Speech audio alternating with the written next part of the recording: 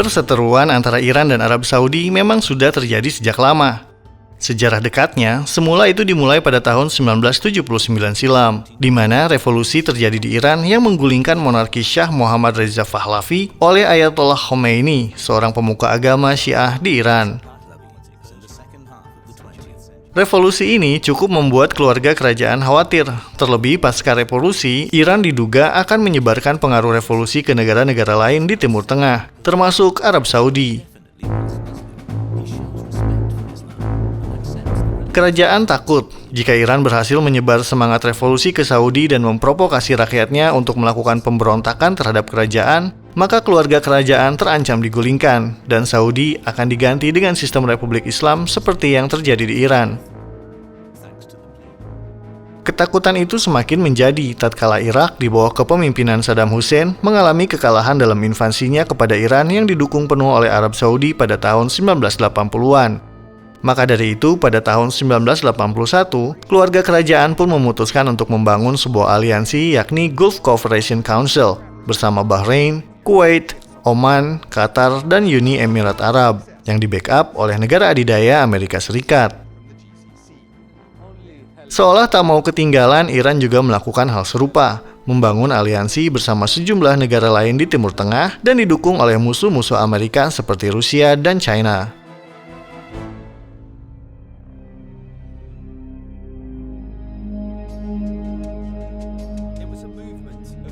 Pada tahun 2011, Arab Spring melanda Timur Tengah. Gelombang massa pro-demokrasi kian bersuara di berbagai negara. Tercatat kala itu pemimpin Tunisia, Mesir, Libya, dan Yaman berhasil dilengsarkan. Melihat kondisi ini, Arab pun semakin ketar-ketir, sementara Iran menyambutnya sebagai kesempatan besar untuk menyebarkan pengaruhnya di negara-negara Timur Tengah. Dengan adanya kondisi saling berseberangan itu, perang proksi antara Iran dan Arab Saudi pun kian menjadi-jadi, menciptakan suasana panas di sebagian besar wilayah yang ada di Timur Tengah.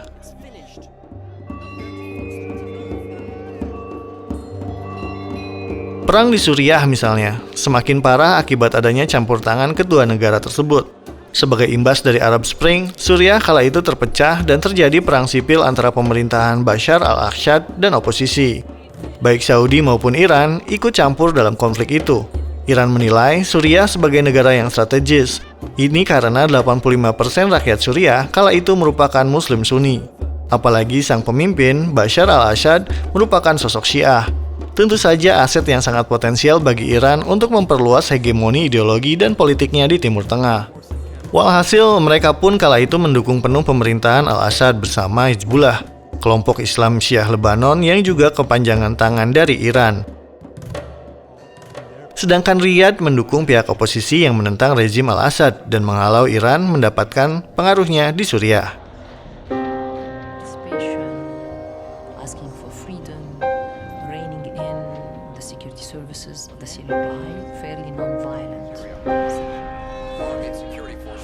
Bentrok yang terjadi antara pihak pemerintah dan oposisi mengakibatkan banyak korban berjatuhan, mulai anak-anak hingga dewasa, menjadi korban dalam perang saudara yang tak kunjung mereda. Tercatat ratusan ribu nyawa yang melayang akibat dari adanya konflik berkepanjangan yang diperparah oleh campur tangan negara-negara lain tersebut. Hal serupa terjadi di Yaman. Kala negara ini dilanda perang saudara antara pemerintahan Abdrabbuh Mansur Hadi melawan kelompok pemberontak Houthi pada tahun 2014, Arab Saudi ikut campur tangan. Lagi-lagi bukan tanpa alasan. Selain karena Yaman berbatasan langsung dengan negaranya, Riyadh juga mengetahui kalau kelompok pemberontak Houthi didukung penuh oleh Iran. Walhasil, dengan dalih memberikan bantuan kepada Yaman, Arab Saudi kala itu mengirimkan pasukannya untuk mendukung pemerintahan Yaman. Perang proksi Riyadh dan Teheran ini pun membuat Yaman porak-poranda dan hancur. Ironisnya, bencana kemanusiaan itu masih terjadi sampai sekarang.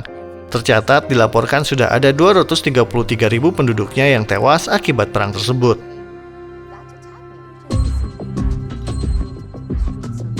Tensi antara Riyadh dan Teheran mencapai puncaknya pada tahun 2016 lalu, di mana kala itu Riyadh memutuskan hubungan dengan Teheran pasca pengunjuk rasa menyerbu pos-pos diplomatik Arab Saudi di Teheran.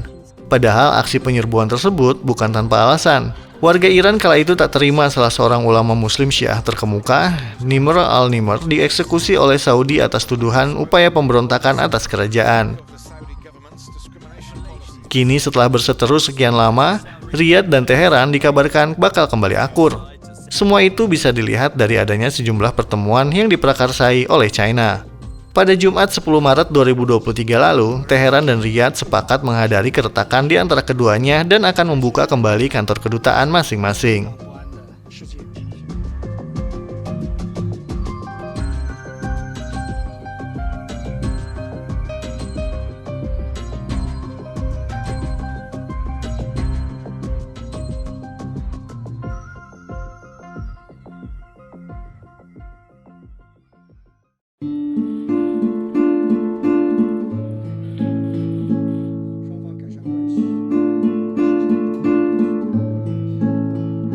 Pertemuan 10 Maret tersebut diikuti oleh Sekretaris Dewan Keamanan Nasional Iran, Ali Shamkhani, Penasihat Keamanan Nasional Arab, Saudi Mus'ad bin Mohammed Al-Aiban, dan diplomat senior China, Wang Yi.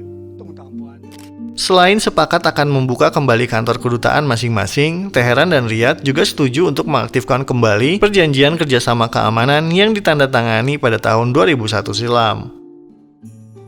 Menyusul normalisasi hubungan diplomatik yang dilakukan pada tanggal 10 Maret tersebut, Teheran dan Riyadh tercatat kembali bertemu di ibu kota China pada Kamis 6 April 2023 kemarin.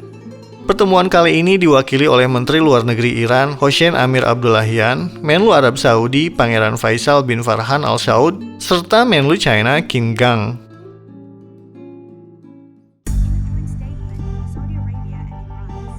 Dalam pertemuan tersebut, Teheran dan Riyadh sepakat untuk terus memperbaiki masa lalu mereka dan akan menjalin kerjasama, salah satunya adalah mengadakan konsultasi lalu lintas udara dan memfasilitasi proses penerbitan visa. Adanya kesepakatan ini menjadi kabar baik bagi negara-negara di Timur Tengah yang masih terlibat konflik, seperti Yaman, Irak, Libanon, dan lain-lain. Dipastikan kesepakatan ini bakal bisa mendinginkan suasana Timur Tengah yang sebelumnya memanas akibat perang proksi kedua negara tersebut. Salah satu tanda semakin sejuknya suasana di Timur Tengah bisa dilihat dari adanya upaya normalisasi hubungan negara-negara lain, misalnya Suriah. Dikabarkan Damaskus kini sudah mulai memperbaiki hubungannya dengan negara-negara Arab pasca ditangguhkan keanggotaannya oleh Liga Arab pada tahun 2011 lalu, akibat kelakuannya yang dipandang brutal dalam menangani kelompok oposisi. Kabar terbaru sebagai bentuk tindak lanjut upaya rekonsiliasi ini, Uni Emirat Arab, Sheikh Mohammed bin Zayed Al Nahyan, mengundang Presiden Suriah Bashar al-Assad untuk berkunjung ke negaranya. Lalu pada Minggu 19 Maret 2023 lalu, Bashar al-Assad memenuhi undangan itu dan bertemu Presiden Uni Emirat Arab di Abu Dhabi.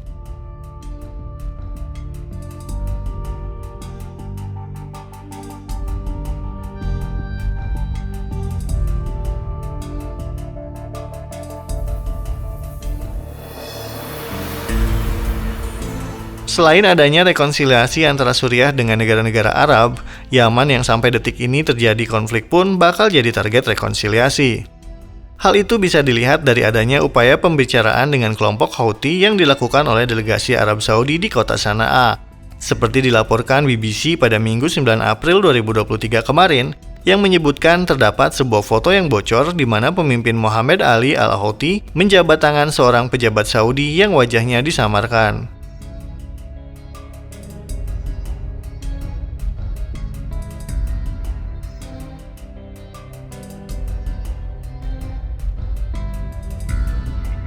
Meski begitu, upaya normalisasi hubungan antara Arab Saudi dan Iran mendapat reaksi sinis dari Amerika Serikat. Ya, mereka nampaknya takut kehilangan pengaruhnya di kawasan Timur Tengah pasca Beijing menancapkan kuku pengaruhnya dan berhasil mendamaikan Riyadh dan Teheran. Seperti yang diungkap Direktur Badan Intelijen Pusat Amerika Serikat atau CIA, Bill Burns, mengatakan kepada putra mahkota Saudi Mohammed bin Salman selama kunjungannya bahwa AS merasa dibutakan oleh pemulihan hubungan kerajaan dengan Iran dan sekutunya Suriah.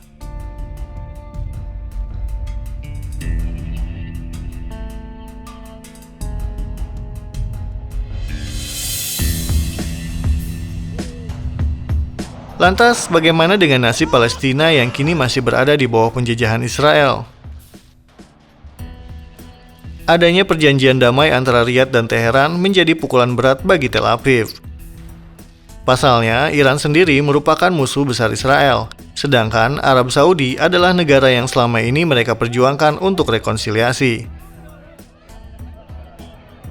Seperti diketahui, Israel melalui Perdana Menterinya Benjamin Netanyahu kerap berupaya untuk menjalin hubungan bersama negara-negara Arab, salah satunya adalah Arab Saudi.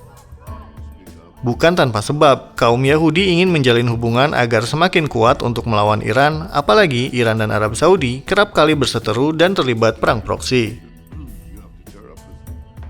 Hal ini yang juga dipandang Israel bahwa Arab merupakan sekutu yang paling cocok, mengingat mereka berdua mempunyai musuh yang sama. Ironisnya, pada Jumat Maret lalu, semua harapan Israel pupus seiring diumumkannya kesepakatan pemulihan hubungan antara Teheran dan Riyadh. Walhasil, aksi saling menyalahkan di kalangan politisi Israel pun kini terjadi. Salah seorang pemimpin oposisi Yair Lapid menyebut kalau ini merupakan dampak dari gagalnya kebijakan luar negeri Netanyahu. Mereka menyebut Netanyahu terlalu sibuk dalam upaya reformasi peradilan dan mengabaikan kebijakan luar negerinya.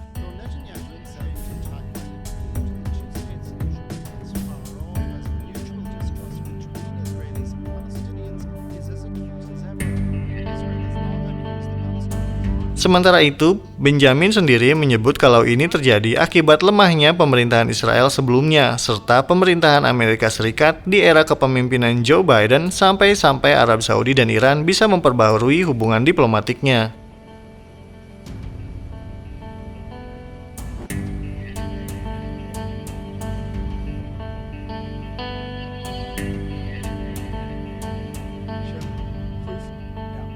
Terlepas dari aksi saling tuduh tersebut, Israel faktanya kini telah kehilangan sesuatu yang diharapkannya menjadi sebuah kekuatan untuk melawan Iran. Di sisi lain, perdamaian konflik di tanah Arab melalui pintu damai Riyadh dan Teheran juga nampaknya akan mendorong semua negara Arab untuk satu suara, yakni memerdekakan Palestina dari tangan Israel.